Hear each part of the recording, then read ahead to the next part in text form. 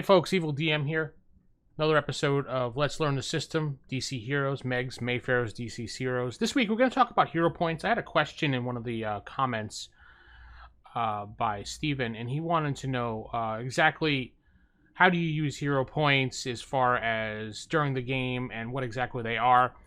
So we can flip to page 88 and on the 3rd edition book, and it does explain that hero points basically are think of like fate points, ways to modify rolls to make things easier or more difficult, depending on which side you're looking at it. Because as the person who is rolling the dice and attacking the offensive person, you can add points to whatever you're doing, whether it be a punch, a kick, a power, maybe a mystical thing, a mind thing, whatever you want to do, you can add hero points to it. And a person defending can also do the same thing as well to help boost his defense against your offense. So there's a couple rules that the book have in place here for using hero points, which is basically the lifeline of DC Heroes, is hero points. It works on this. This is your experience for those people that are D&D minded. This also helps you increase people who play D6. This is like the character points. Star Wars, there'd be your character points also. Force points sometimes also. No, force points are something different. Sorry about that. But anyway, there's a couple rules here in the book that, first of all, rule number one, you must decide before you roll any dice as the offensive person if you're going to spend hero points on that particular thing you're doing. Now, you have to say, I'm going to use 2, 3, 4, and there is a limit to that, and I'll get to that when we get to that rule, but I just wanted to emphasize this. So as soon as you say, okay, I'm going to go punch Tom's villain there, and I'm going to spend 5 hero points. Fine. That boosts up whatever that is you're adding it to another level. So we'll get to that in just a second. So we're clearly announcing we're spending hero points. So we have to actually say where we're spending those points. So if we're going to be punching, for example, we're going to want to add points to our acting value of our dexterity to boost it up. So say I have a 6 in my dexterity, and I want to make sure that I definitely hit Tom's character. So when I go to hit Tom's character, I'm going to go, okay, well, I want to add 2 points to my dexterity. And you can also add to your affecting value as well. And I want to add 2 points to my strength, so when I do punch him, it's a little bit more effective. So let's say I have a strength of 4. So now I said I had a dexterity of 6, which becomes an 8, a strength of 4, which now becomes a 6. So that's what we're looking at in our effective value there. I mean, acting value and effective value on the 2 different charts.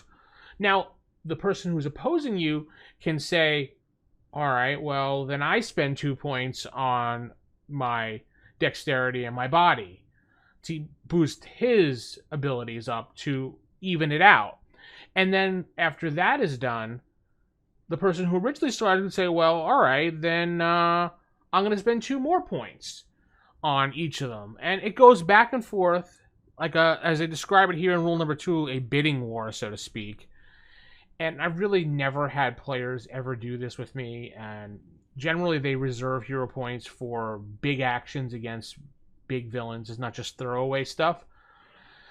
So again, you can go back and forth, but there is a limit, which rule number 3 here tells you the limit is the number that you're looking at to raise. So example, I went back, let's go back to that dexterity of 6. I can only spend 6 hero points total to boost that up to a 12. Can't go any further, unless, of course, your GM has a house rule that says, knock yourself out, use as many as you want to use, and blow the bank. But yeah, you can only use as many as that particular effective value or effective value you want to use you're looking at. So again, dexterity 6, you can only add up to 6 points. And you don't have to say I want to use 2, then 2. You could just say, I got 6, alright, so I'm just going to blow 6 hero points on my dexterity when I'm punching him. And my strength's a 4, I'm going to blow 4 points. Okay, you can do that, that's fine. Then the opposing person, the GM, or maybe another player can say, well, I do this or that versus their statistics, whatever. That is basically how they work. They just boost everything up on the on your chart when you're looking at it. Okay, along with hero points, spending hero points, there's something called pushing actions, or pushing automatic actions, or straining, or some people just call it pushing or push. Push comes into play when you see superheroes in the comics or in the cartoons or in the movies, and they're doing things that you don't normally see them do. They're like going beyond, stepping it up, straining themselves, making sure that they can do something that they don't normally do. This is when pushing the action comes in, or pushing it to the limit, pushing yourself to the limit. Now, in order to do this, you make the action check. You take the acting value, let's say strength, and you make that the number. So say you have a 6 in strength. You do that versus making that also the acting value and the opposing value. So you just take it for both sides of the chart. So you're just doing a cross intersection. Let me just grab a chart here for you. And there we go. So back to here. So let's say we had that 6, which I mentioned before, which is right here. And we do versus a 6. So we would need an 11 to roll. So the strength would work for the acting value, which is right here.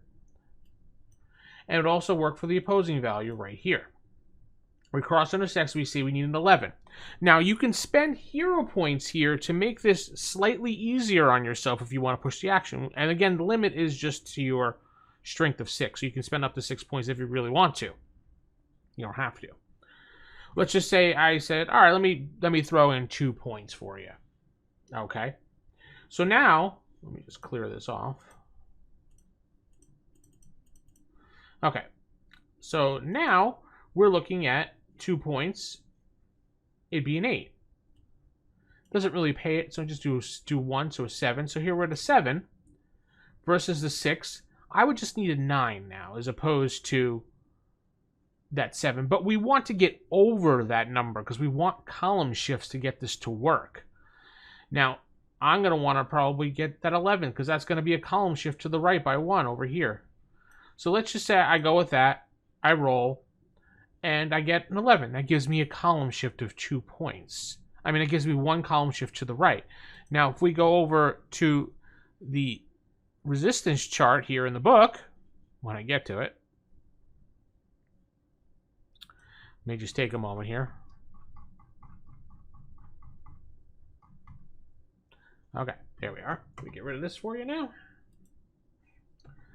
So we're still looking at our original values, even though we boosted it up on the other chart. We didn't boost it up for this, so effectively we're looking at this 6 here and a 6 here. So if I just barely got that number, the 9, I would only get 1 point. See? 1 point right here. 6 versus 6 gives you 1 point. But since we got a column shift, it gives me 2 points. And in the end, those 2 points get added to my strength, which makes it an 8 at the end. So anything affected on this chart, whatever number you land on, so say I got multiple column shifts. Let's say I got an A. I got all of them. I got that many column shifts. I went, oh, wow, okay, 1, 2, 3, 4 column shifts, A, which means I would get 6 points added to my strength for that push, giving me a 12. And I'd be able to take care of the action that I wanted to do. But also when you do pushing, you have to pay. And there's a 3 times the point charge here when you do it, which is, so say I spent the 2 points like I said originally. So the 2 times 3 would equal to 6 points. It says it right here. Pushing fee of 3 hero points per 2 wraps that I got. So I got the 2 points there times the 3 equals 6 extra hero points I have to spend. So that's basically how that works. Pushing things, you could do that with anything in the game as far as any of the attributes you need to do it for. Works really simple. And keep sharing the video, comment below, tell me what you think. Tell me if you use these rules at all or not. You may not use these rules. Some people don't use pushing. I know I have used them here and there at public convention type games and stuff like that. But let me know what you think. Comment, share, like, subscribe if you haven't subscribed, and share the videos around. Up and away.